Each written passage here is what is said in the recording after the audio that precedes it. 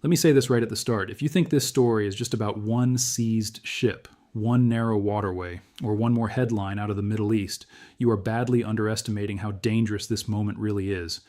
Because what just happened is bigger than a military maneuver. It is bigger than another warning from Washington. And it may be bigger than the ceasefire itself. The United States just made a move that hit Iran, where it is most sensitive right now, at the intersection of national pride, military control, and economic survival. U.S. forces fired on and boarded an Iranian-flagged cargo ship after a 6-hour standoff, disabling its engines and seizing the vessel as part of the American blockade. Iran called it armed piracy. And suddenly the Strait of Hormuz is back at the center of the storm. Now stop there for a second, because this is where most people miss the real story. The real story is not only what the U.S. did, it is what that move could do inside Iran. Because when a regime is already wounded, already paranoid, already afraid of its own people, an outside humiliation does not just raise regional tensions, it can expose internal weakness. And right now, that may be exactly what the Islamic Revolutionary Guard Corps, the IRGC, fears most. Not just Israel, not just the United States, but Iranians themselves. That is the part no one should ignore. Reuters reported earlier this year that Iran's leadership was privately worried that a U.S. strike could push angry Iranians back onto the streets after the bloody January crackdown. Officials told Supreme Leader Ali Khamenei that public rage had reached a point where fear is no longer a deterrent, and one source said an attack combined with demonstrations could lead to a collapse of the ruling system. That is not opposition propaganda. That is Reuters reporting on what officials themselves feared. And once you understand that, everything happening now starts to look different. Because the IRGC is not just fighting a regional war, it is trying to prevent a domestic reckoning. The ceasefire with the United States is fragile and due to expire very soon.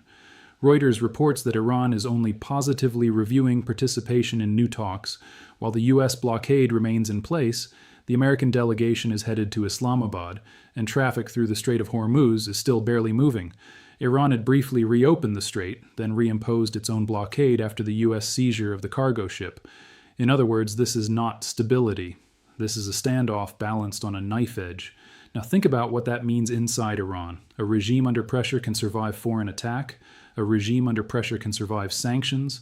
A regime under pressure can even survive isolation.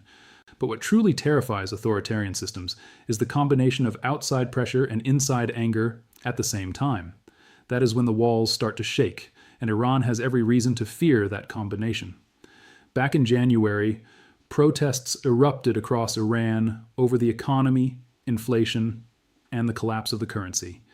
They spread nationwide and turned into direct anti-government unrest. AP reported that the demonstrations challenged the system itself, and Reuters reported that the crackdown killed thousands and led to waves of arrests. Later reporting said the authorities feared those protests could reignite under new external pressure. That matters now because the regime never really solved the underlying problem. It crushed it. There is a difference. Crushing unrest does not remove anger. It buries it. And buried anger is the most dangerous kind because it does not disappear. It waits. Reuters reported just 2 days ago that many Iranians now fear a harsher post-war order, not relief. One woman told Reuters people were enjoying the ceasefire for now, but asked what comes next under a regime that has become even more powerful. Another Reuters source described the situation with a line that should get everyone's attention. There is a lot of fire under the ashes. That is the atmosphere this U.S. ship seizure has landed in.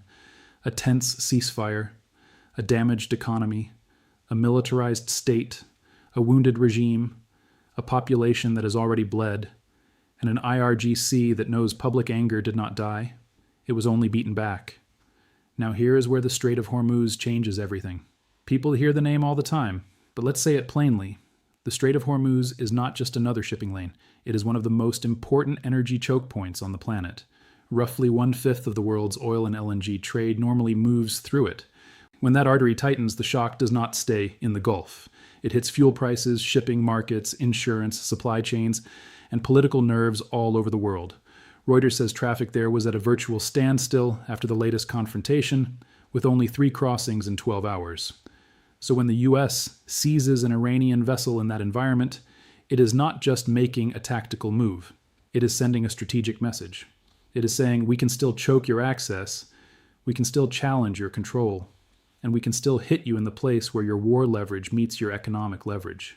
For the IRGC, that is more than embarrassing. It is destabilizing. Because the Guard has built much of its power on the image of strength, defiance, and control. It wants Iranians to believe that even under attack, even under sanctions, even under isolation, the system remains unbending. But when a U.S. destroyer disables an Iranian-flagged cargo ship and Marines board it in open confrontation, that image takes a hit, and authoritarian systems live and die by image. Now, I want to be careful here. Reliable reporting does not show a full-scale uprising underway right now. That would be an exaggeration. But it does show something important. Iran's leaders have feared new unrest, the population remains deeply angry, and the regime has intensified repression because it knows the danger is still there. Reuters reported that after hopes of overthrow failed to materialize during the bombing, the authorities turned harder inward, setting up checkpoints through the Basij militia, carrying out waves of arrests, occupying public spaces with pro-government demonstrations, and trying to deny those spaces to potential protesters. That tells you everything. If the regime believed it was secure, it would not need to hold the streets like occupied ground. If the IRGC believed loyalty was firm, it would not be acting like unrest is always one spark away. And that is why this latest U.S. move matters so much more than the average naval incident. It is a spark risk. Because humiliation abroad can turn into anger at home. And when people at home are already furious over economic pain, deaths in the crackdown, internet restrictions, fear, and a war they never chose, the regime's margin for error gets thinner. Now add one more layer. The war itself has not made life easier for ordinary Iranians. Reuters reports widespread infrastructure damage, severe economic strain, and little prospect of relief. Businesses face uncertainty. Internet restrictions have made communication harder. People already battered by years of sanctions now face the aftershocks of war on top of everything else. One Reuters source said the regime is worried about what happens after the war. When people look at the wreckage and ask what exactly they have been asked to endure all this for, that is the danger zone. Not always during the bombing, sometimes after. After the flags, after the speeches, after the military statements, after the TV declares victory. That is when the public starts counting the cost. And if the cost is unbearable, anger comes back. This is why the IRGC may be more nervous than it appears. Outside, it wants to look dominant. Inside, it knows it is sitting on a society that has not been pacified, only traumatized. That is not the same thing. Trauma can freeze people for a time. It can also make them impossible to intimidate later. Remember what Reuters reported in February. Officials told Khamenei that fear was no longer enough.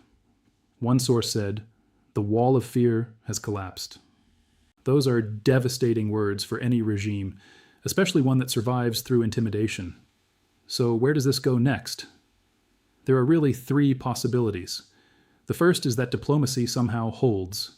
Iran joins the talks. The ceasefire gets extended. The U.S. blockade is eased or modified. Hormuz slowly reopens, and the regime uses the pause to tighten internal control before any large-scale unrest can reemerge. That would be the managed pressure scenario.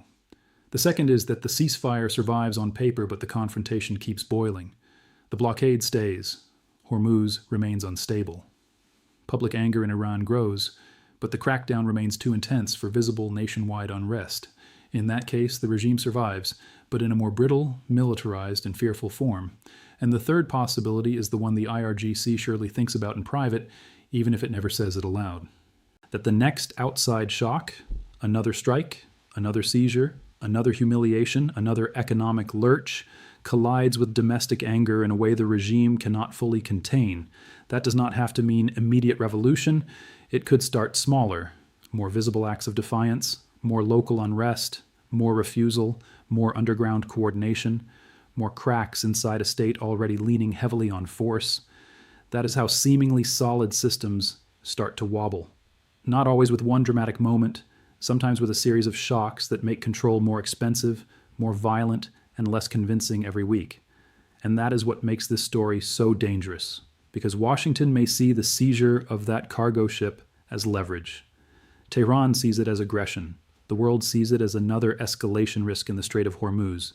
But the IRGC may see something else entirely. A reminder that its biggest threat may not be the enemy outside the country, but the public inside it if events spiral in the wrong direction. That is why the regime keeps clamping down. That is why the Basij stays in the streets. That is why the state still fears cameras, dissent, and open space. That is why internet controls remain so central. That is why people still speak to reporters anonymously, terrified of reprisals, because the system knows the anger is real. So no, we are not yet looking at a confirmed nationwide uprising against the IRGC, but we may be looking at something more important than a viral headline. A regime that knows the ground under it is less secure than it looks, a population that has not forgiven, a military elite that has tightened its grip because it senses danger, a ceasefire that may not last, a choke point that still holds 1/5 of global energy flows in its grip, and a US move that just reminded everyone how quickly the next crisis can begin. That is why this moment matters. Because if the Strait of Hormuz shakes, the world feels it. But if Iran shakes from within at the same time, this conflict enters a completely different phase, and the question then will not be whether the IRGC can still fire missiles, seize ships, or project force. The question will be whether it can keep convincing its own people to live in fear long enough to survive what comes next. And that may be the one battle it cannot win forever.